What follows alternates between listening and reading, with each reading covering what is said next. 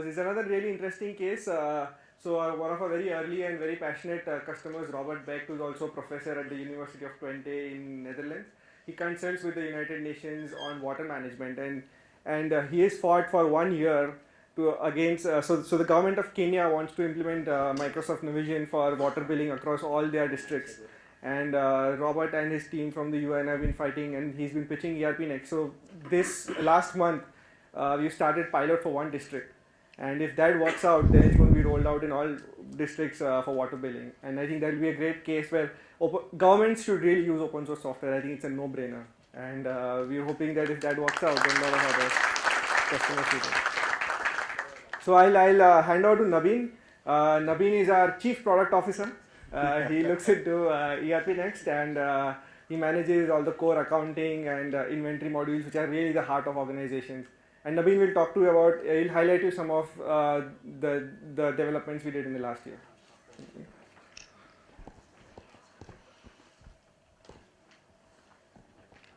Hi everyone, good morning. I'm Nabin, a developer at ERPNext, and usually look into the core functional part of the ERPNext. And in my presentation, as Rushabh said, I will highlight some of the features we have developed in the last year. So, in the last year, we have released two major versions, version 5 and version 6. Version 5 we have released in the May 2015, and in the August we have launched our version 6. So let's take a look on some of the features. First thing I will talk about, we launched our very first version of the ERPNext mobile application, which is available for download in Android and iOS App Store. So you already know that ERPNext has a responsive design, and you can access it from the mobile browser itself. So what is the need of a mobile application separately? So firstly, you do not have to log in every time you want to access ERPNext.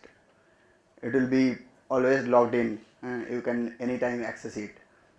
And secondly, I will talk about it actually gives you a great feeling to access from a mobile app rather than accessing from a web browser.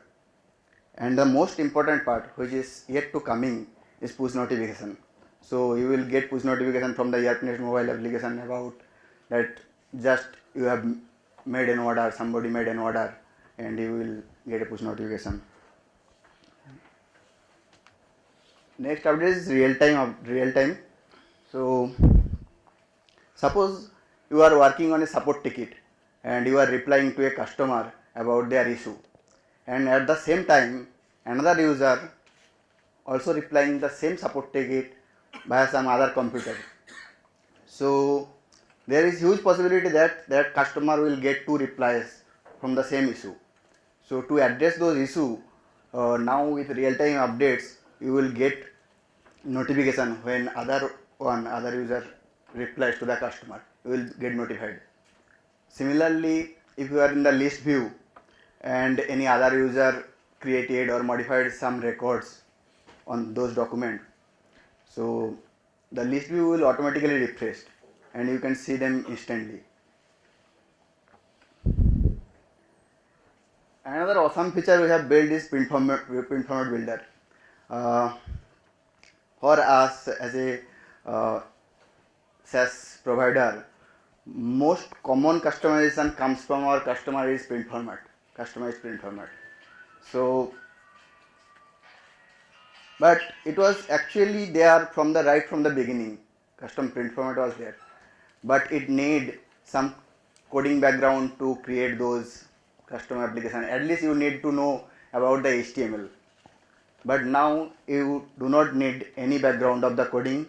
You just create a custom print format by simply drag and drop the fields, and your custom print format will be ready. And it actually looks awesome, and customer really loved it.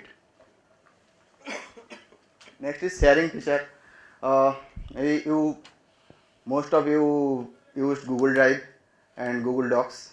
So there is a sharing feature. You can share any document to anybody, and you can also give them permission assign those permission that he can edit it or not.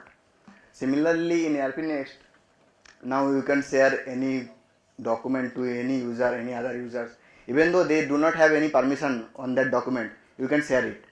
You can also define this, that those user can edit it or not. You can also specify that those users will further share it to any other users or not.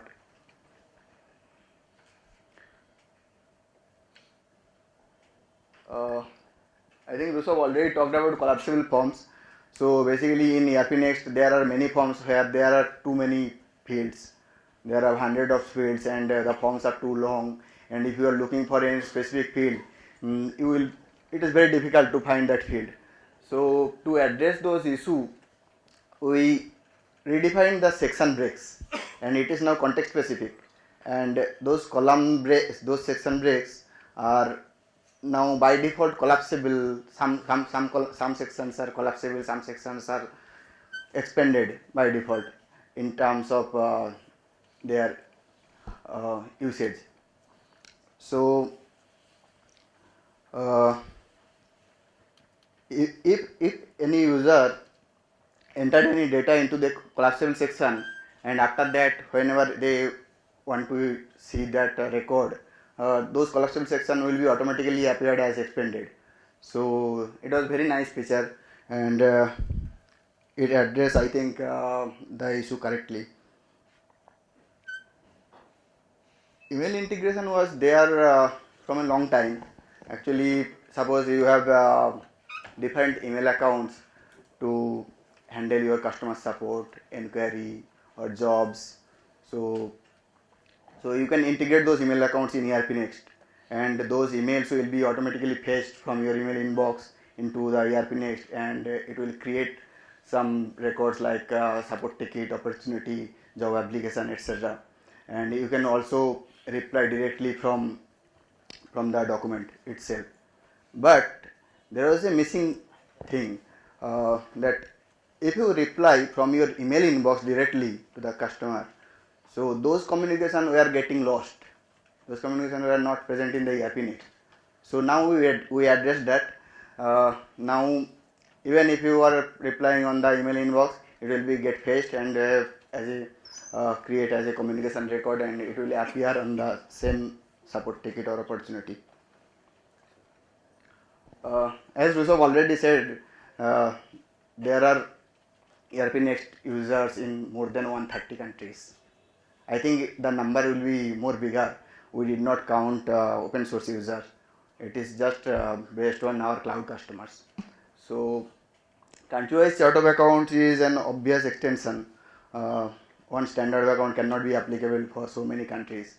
So we have bootstrapped it from Odoo application. So now we have only 5-6 countries verified chart of account for 5-6 countries, but there are around 25 other charts which need to be verified by the community members. So I will likely to want to invite all those community members to verify them and submit back to the ERPNext.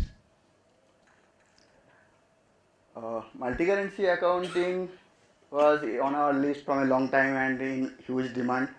So in earlier also there was option to create and sales invoice in different currencies, but account balances was not available in the account currency.